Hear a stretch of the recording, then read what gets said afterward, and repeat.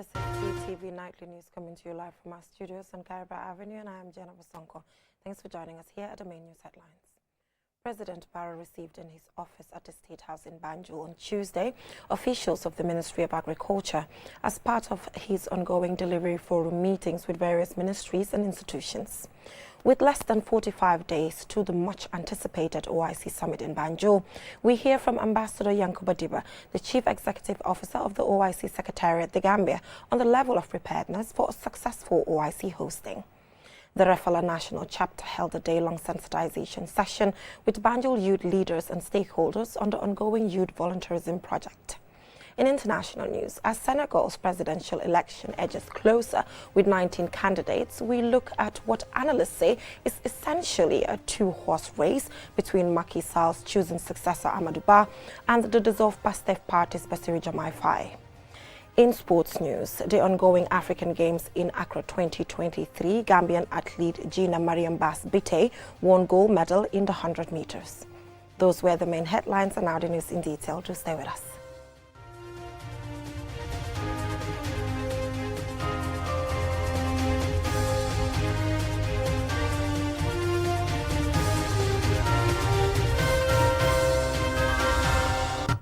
Thank you so much for joining us. I am Jenna Vasonko, and this is QTV News. Now, President Adama Barrow received in his office at the State House in Banjul on Tuesday officials of the Ministry of Agriculture, led by Minister Demba Sabali, for their activity report plans for this year as part of his ongoing delivery forum with various ministries and institutions. Aliu Sise has the rest of that story. Agriculture Ministry officials are the latest to appear before the President to report on their activity implementation, plans for this year and challenges faced. Agriculture is one of the most critical sectors of the country, providing employment for many. Agriculture Minister Demba Sabali reported that currently his ministry has about 6 active projects which they reported on and were highly rated by the President. These projects include the Roots Project, which is mainly focused on rice production, the Giraffe Project, which is focused on vegetable gardening and rice, and the Regional Rice Value Project, which provides tractors and power tillers. He also revealed plans to launch other agricultural projects soon. Apart from Findi, every crop in this country went very well. The productivity has increased, but also the production itself has increased. For rice, I think we went 27% increment in terms of rice production, which is very, very good. Groundnut was also about 12%, and many other crops, including maize. And I think apart from Findo, like I said earlier, all the crops, the ministry and the country has done very, very well. With rice as the staple food of the country, Minister Sabali advocated the need for mechanization to boost rice production, hence the plan to import over 100 tractors, the need for land development, and having high yield seed. Reporting for QTV News, I am Aliu Sise. With less than 45 days to the much-anticipated OIC summit in Banjul, Ambassador Yankuba Diba, the Chief Executive Officer of the OIC Secretariat, the Gambia, is satisfied with the level of preparations and is hopeful of a successful OIC hosting. He was speaking to Aliu Sise, QTV State of Affairs program host. For a couple of days, Banjul will take center stage in the Islam world when the Gambia hosts the 15th Islamic Summit of the OIC on 4th and 5th May 2024. The second largest convergence of world leaders after the UN General Assembly. The Gambia will be second after Senegal in sub-Saharan Africa to host the summit and the biggest international convergence in the country since independence. The theme of the summit centers on using unity and solidarity through dialogue to attain sustainable development. Appearing on QTV's weekly current affairs program, State of Affairs, after 2 postponements of the summit taking place in the Gambia, Ambassador Diba confirmed that he is happy with the progress of the infrastructure projects for the summit ahead of the summit in May. In terms of accommodation and security, he said everything looks good for the attendees, including kings, presidents, prime ministers, and foreign affairs ministers, to have a memorable summit. So far, so good. In fact, just before coming to this studio, I went around with the chief of protocol and our chairman of the committee for accommodation. We are looking at some of the residences, some of the accommodation facilities that we plan to lodge our guests. So we are on the last minute preparations now, trying to see, we have adequate space for all the delegations. We are expecting at least 3,000, but we have adequate space for all those. And I can comfortably say what had been a bit of a nightmare for us was the issue of accommodation for the heads of state. Okay. But I am comfortable now that we can house comfortably all even if 57 heads of state were to turn up, we would still be able to accommodate them. Hosting such a summit is not an easy task, but for Ambassador Diba, it is only possible through hard work and strong political will from the president and his government. Mr. Cisse, we want people to see this as a national project. Our role is a very tiny role. The secretariat is only there to coordinate. Yeah. You know, if you look at even the architecture of our board, it brings together most ministries, almost 3/4 of the cabinet members. But with the recent directives given by the president, I must say now, I think almost all the ministers, except for maybe 3 or so, are now members of our board. Our mantra is that we should leave nobody behind. Okay. Everybody in the Gambia should be involved. On the mobility aspect of the summit, here is Ambassador Diba explaining the arrangements. We are buying, government is buying, 100 brand new vehicles. But they have given us money also to rent all the cars that we need, which means we have the money to rent the saloon cars for the heads of state. We have enough money to rent the 4x4s, the ambulances, the pickup cars, the buses. All that money has already been placed in our account. After the summit, President Barrow will assume the chair of the UMA for 3 years. Diba wants the Gambia to be remembered as the smallest country to host the most memorable summit. Beyond the summit, the hosting has ushered in massive infrastructural development, such as the Batlin Harding Highway and the Sada Kairaba Jawara International Conference Center, which will be the centerpiece of the summit. Reporting for QTV News, I am Aliou Cisse. Rafela National Chapter held a day-long sensitization on Saturday with Banjul youth leaders and stakeholders of the ongoing youth volunteerism project. The aim is to share valuable information and experience, especially with beneficiaries. Ansumane Sonyasi tells us more.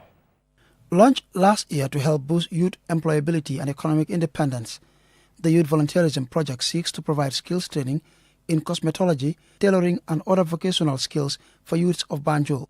Stakeholders such as Rafela officials, project coordinators, local authorities and youth leaders in the city meet to share experiences and evaluate the project's prospects ahead of the first phase of its implementation, which will involve identifying beneficiaries for training in various vocational skills. Aisatunjai, National Coordinator of Rafela National Chapter, says this stakeholder convergence is important as it is a platform for meaningful dialogue between key stakeholders ahead of the commencement of the implementation. They take it seriously, it's going to benefit them. If the youths know very well what this project intends to bring to them, they will take it seriously. So far, we'll be taking 60 young people to be trained here in the Gambia. Already we have talked to the different stakeholders. In the second phase, some youths will be going out to what we call the South-South cooperation exchanges in countries like China, like Azerbaijan, like Turkey and others. But let them not take it as a way of leaving the Gambia to travel. Let them learn the skills and exchange ideas with their fellow youths on the other side of the world and come back to this country. Beneficiaries Tenengjai and Andre Jaju, residents of Banjul, thank the national chapter for a project they say will create employment opportunities for young people in Banjul.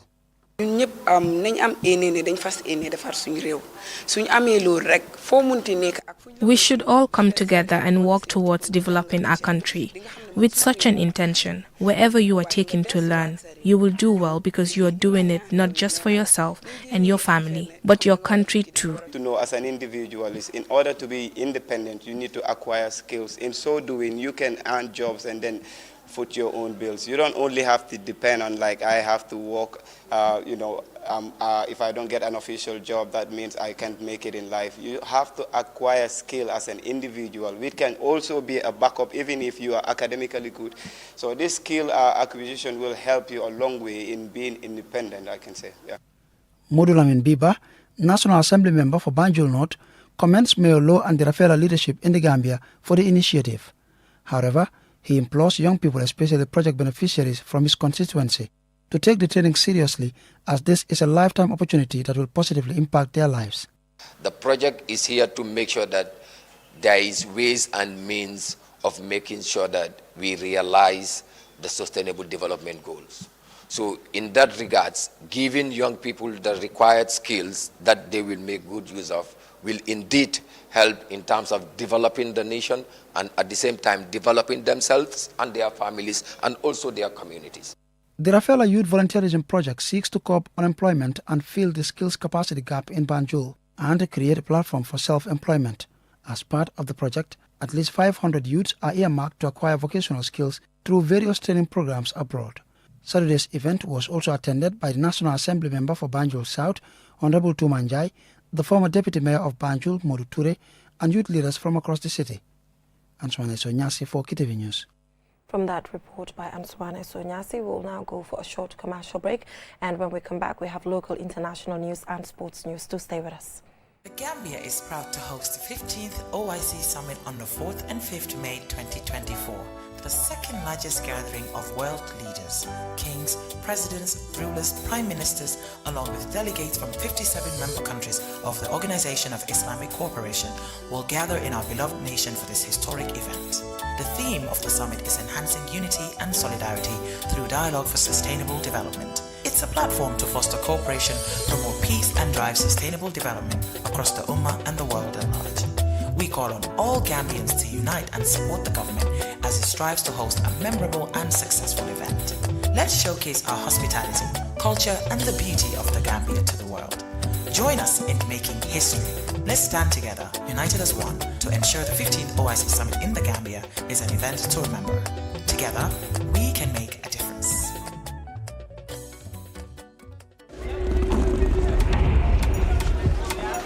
The art of juggling is a true spectacle of agility, coordination, and speed. A symbol of progression, precision, and mastery.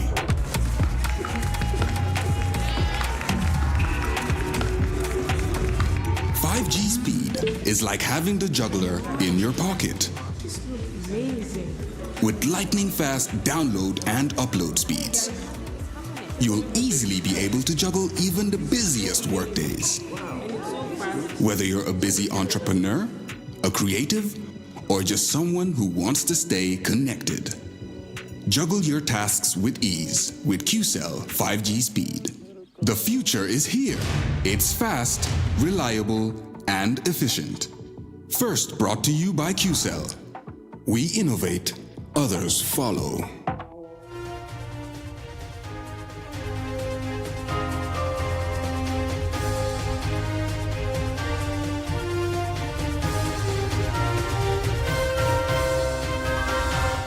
Welcome back from that short break. If you're just tuning in, you're watching QTV News and I am Jennifer Sonko.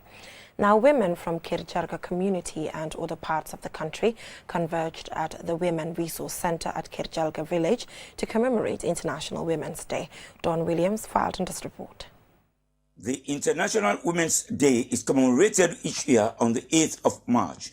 This event at Kirjalga provides a platform for rural women who own small businesses, work in agriculture or fishery sectors to share their experiences and challenges. Alpha Khan, Chief of Jokadu, in his address, paid tribute to women who have championed the fight for gender equality. International Women's Day is not just a day of celebration, it's a day of reflection and action. It's a reminder of ongoing struggles, challenges that women continue to face in their quest for gender equality, empowerment and justice. I must admit that I am happy and glad to be part of you, and I publicly declare that I am against the repealing of the FGM. Thank you very much. Lamin Serikan, Governor of the North Bank region, reminded the gathering of the significance of celebrating such an important day and dilated on this year's theme, Invest in Women, Accelerate Progress. The theme is well crafted because by investing in women, we can spark change and speed for the transition towards a healthier, safer, and more equal world for all. Investing in women and champion gender equality through maternity, a future where everyone in the society can thrive, creating a world of boundless opportunities and empowerment for all. De Rosar, UNFPA country representative, says women are drivers of change and engines of innovations, yet they are faced with obstacles. To all the women present here today and beyond, we salute your resilience, determination to economically empower yourself, but also to enter politics, because this idea came when we started doing the Women's Political Participation Project, and some of the women who were standing for the local told us that they didn't have the funds to start anything. So for us, this is a win-win situation. Honorable Michelle Mendy of Luanyomi, representing the Minister of Gender, Children and Social Welfare, has this to say. The contribution of women is about to create a society where every individual, regardless of their gender, feels valued, respected and included. Don Williams, QTV News, Kijarga, North Bank Region. From that story by Don Williams, let's take a look at news beyond our borders.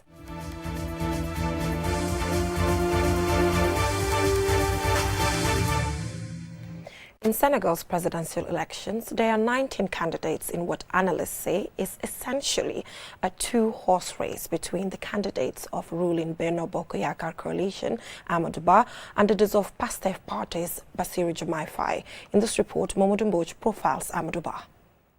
When President Macky Sall announced that his Prime Minister, Amadou Ba, was his coalition's chosen candidate in the presidential election, Amy Nyang from the Council for the Development of Social Science Research in Africa said this of the candidate. Ba has generated little enthusiasm among voters.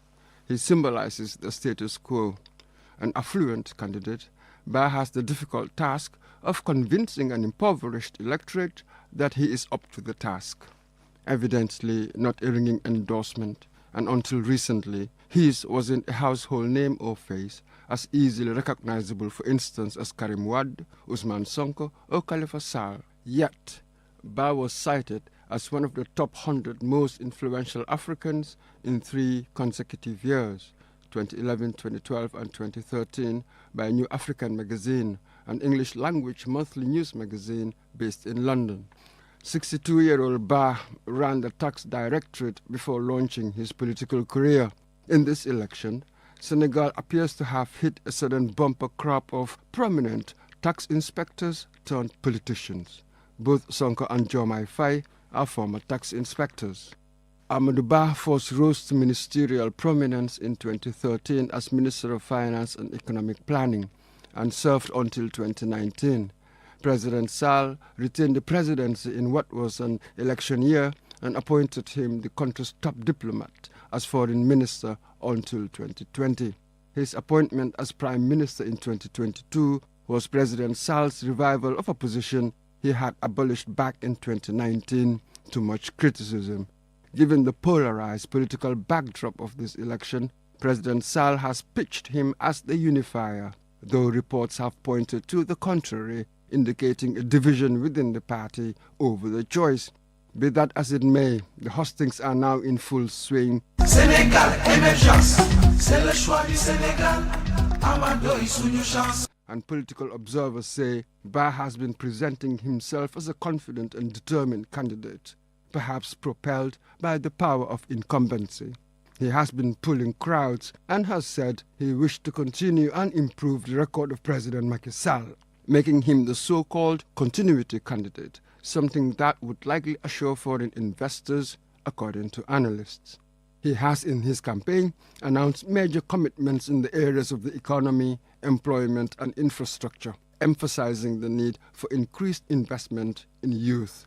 His distinguishing policy, however, is on the CFA franc, whereas Faye has called for the establishment of a new national currency. Ba favors maintaining the economic status quo. Senegal decides on Sunday. For QTV News, I am Mamadou Mbodj. Wishing Senegalese a successful election. Now, also in international news, today the 20th of March is International Day of Happiness, set aside by the United Nations General Assembly to recognize the relevance of happiness and well-being as universal goals and aspirations in the lives of human beings and the importance of their recognition in public policy objectives. Jordan Jai looks at the significance of the day. The resolution of the International Day of Happiness was initiated by Bhutan, a country in South Asia, which recognized the value of national happiness over national income since the early 1970s, and famously adopted the goal of gross national happiness over gross national product. During the 66th session of the General Assembly, the landlocked country also hosted a high-level meeting on happiness and well-being, defining the new economic paradigm. This joyous occasion is dedicated to promoting happiness as a fundamental human right and goal, and in recognition of this, the UN General Assembly calls for a more inclusive, equitable, and balanced approach to economic growth that promotes the happiness and well-being of all people. The United Nations Academic Impact decided to ask people from all over the world about what happiness means to them. Here are some of their responses. Okay, happiness for me is time off with my friends and my family and traveling and meeting nice people. The ability to grow in wisdom and love, and then eventually happiness will be the fulfillment of all the desires of your heart. Me and everybody I love is healthy and we can afford the way we want to live. Doing stuff for the community. Loving the people that need love and spreading love. That makes me happy. Realizing that any bad things that happen in your day are so insignificant compared to all the wonderful things in your life. What is happiness? Freedom. Happiness is achieving gender equality. Happiness to me is touching lives and making everyone happy. Spread the infectious happiness. Meeting new people and talking with them and getting to share laughter. In the morning, the smell of fresh croissants and coffee, that for me is wonderful. Happiness is being with my family, the great thing. We wish you a joyous International Happiness Day. For QTV News, I am Juldenyai. Happy International Happiness Day. Keep smiling. Now let's take a look at what is happening in the world of sports.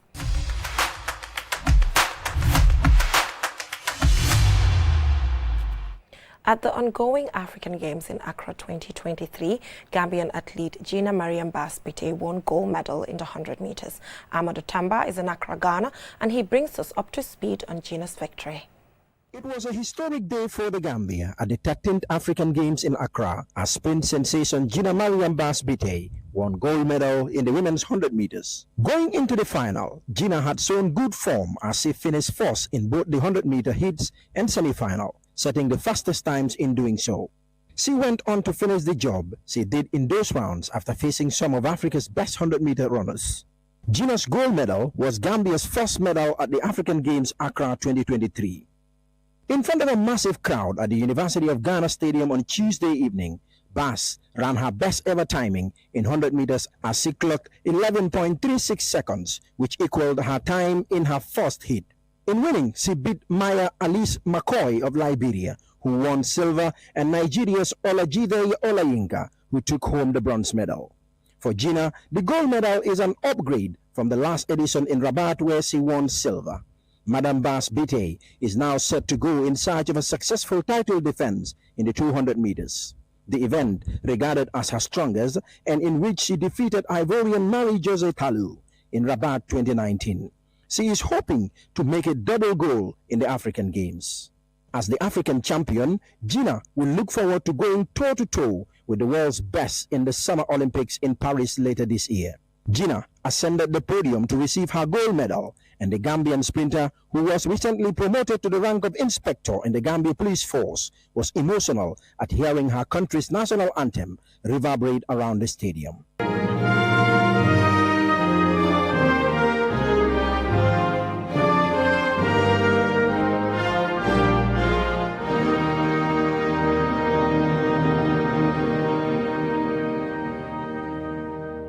Speaking to reporters after her win, Gina Mariam Bass-Biteye spoke of her pride. Yeah, I'm really happy to win a gold medal from the country. I'm really grateful for God coming out here and performing for my country and winning the gold medal. I'm really grateful. Yeah, it was not easy running yesterday and today, but I managed to win, which I'm really grateful. Speaking to QTV at the University of Ghana Stadium, the permanent secretary at the Ministry of Youth and Sports, Ndai Marinjai, was on her feet to support Gina Mariam as she won the gold medal. P.S. Njai says she was proud of Gina's achievement. Well, Tamba, I cannot even express myself to tell you how happy I was when I heard the Gambian national anthem because of Gina in the stadium. We were so happy. It was very emotional at the same time, and it was a joy, really, seeing your national anthem far away from home, hearing it from a different soil. It was a great happiness, and we are so happy and proud of Gina. She did so well. Gambia's Ibrahima Kamara finished 8th in the 100 meters men's final, as Saint-Pierre Gomez also finished 8th in the 800 meters semifinals, meaning they both failed to qualify for their respective finals. The Gambia's men's 4x100 meters relay team finished 1st in their semifinal, to sealing their place in the final in a time of 39.33 seconds. For QTV News, Amadou Tamba from Accra, Ghana. QTV's Amadou Tamba there reporting from Accra, Ghana, and congratulations to Gina Mariam Bass Bite. That is all we have time for. Join us at 10 p.m. for another bulletin. Have a good night.